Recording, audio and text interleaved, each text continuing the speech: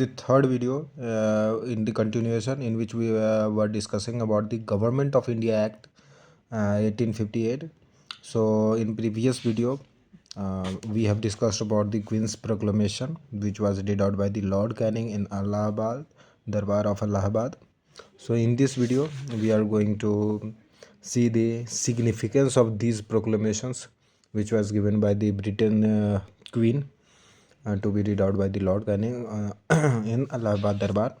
So Dr. Ishwari Prasad is a professor who has stated that it promised Indians peace and prosperity. It means the Queen's Proclamation promised Indians peace and prosperity, protections of their religious.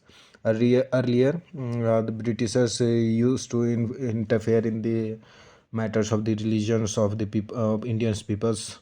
They used to force the Christianity on us, and demanded that their religion is better than us, and their education system is better than us. So now with these proclamations, it was stated that uh, they will not interfere in our religion, and they will treat us equally with other subjects of the queen. Here the other subjects of the queen means with Britishers who are still now dwelling in India. So they will, she said that we Indians will be treated equally as they treat their own peoples, and above all a share in higher services of India. So basically, as we have read, we have seen that it was announced that selections of the civil services will be on merit based. So a share in the high services was given to the India. So what was the significance? Let's study in points. So number one is the establishment of British crown rule, which we already know. Second is assurance of religious freedom.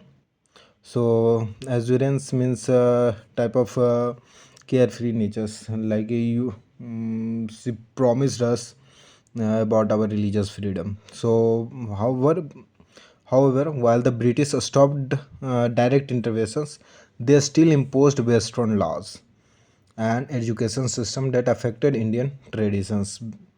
Though in proclamations it was given that we will give you religious freedom, but they kept interpreting in our education systems, and they imposed Western laws forcefully on us. So number third is the end of the doctrine of lapse and protection of princely estate. In the previous video, we have read about what was the doctrine of lapse, and it was like and it was to annex the Indian princely estate, whose heirs, basically legal heir, was not available. So if a king or queen dies without a legal heir of that territory or that kingdom, then Britishers gain the rights to control on that territory. So this doctrine of lapse was cancelled out, or abandoned, and Indian princes were reassured that their kingdom would remain under British suzerainty as long as they remain loyal. This helped prevent future uprisings and ensured cooperation of Indian aristocracy. So basically, the main cause of 1857 revolt was also doctrine of lapse, according to which the Britishers forcefully captured our territories. So, so to take out the one significance important reason, so Queens gave us the rights to that civil not captures our treaties. Number fourth was promise of equal opportunity for Indians. The proclamation declared that Indians would be eligible for government job based on merit. As we know, the merit-based examinations of the civil services was conducted, and however, in reality, racial discrimination continued, and hierarchy priorities were still reserved for the British. We have read this that the secretary was responsible to maintain that the British soldiers, British soldiers outnumbered our Indian soldiers, so that next 1857 type violence revolution did not take place. And also higher positions in the armies or in the soldiers were given to the Europeans only, so that again this reason is same, to suppress future such type of revolution. So also the promise led to early demand for Indian representation, eventually contributing to the rise of Indian nationalism. But however, over all these things, once it was implemented, that equal opportunity will be given. So gradually, this paved the way for Indians to demand their equality, and slowly, this also leads to the rise of Indian nationalism. Also, number fifth was pardon for the rebels of 1857 revolt, in which we have learned that Queen pardoned all others members who were participants of the revolution, except those that were uh, directly involved in the killing of the Britishers. So let's see in the points. A general amnesty, means pardon, was granted to all Indians who participated in the revolt of 1857, except those directly involved in the British killing. So except those, all peoples were given pardon. Basically, it's not that they were pardoning, basically it was like that they were uh, trying to balance the angers of the Indians, and suppress the further rise of such type of revolts. So that's why they use the words like pardon. And also this was aimed at reducing tension and preventing further resistance. As I have said, they just wanted to reduce the tensions and the pressures. So they had to do this. However, many Indian leaders, soldiers, and civilians still face severe punishments and land confiscations.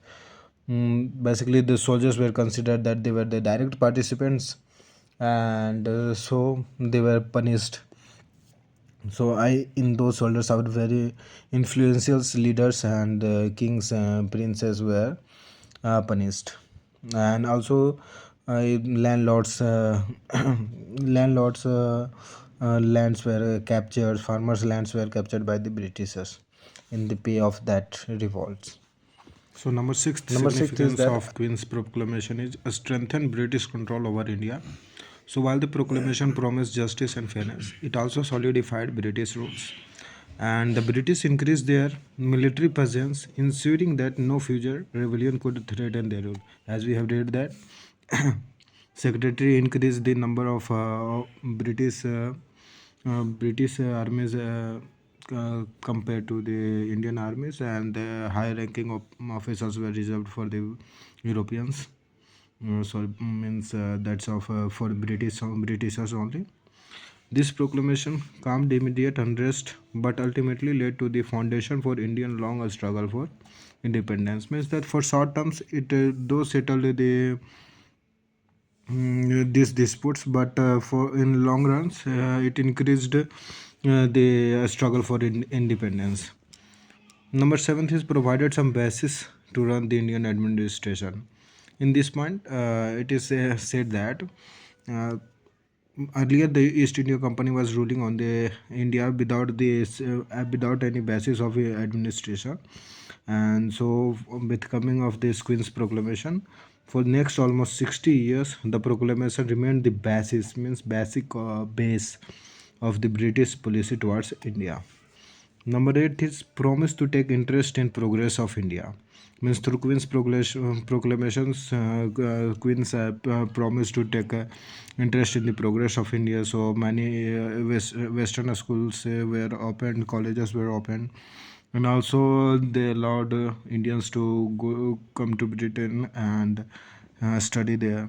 So this type of progressive steps were taken also, and trades were increased. So, for the first time through Queen's Proclamation, the British government promised take interest in the development of India. So, for now, let's stop here. In the next video, we will discuss about the Indian Council Act 1861. So, let's stop. Thank you.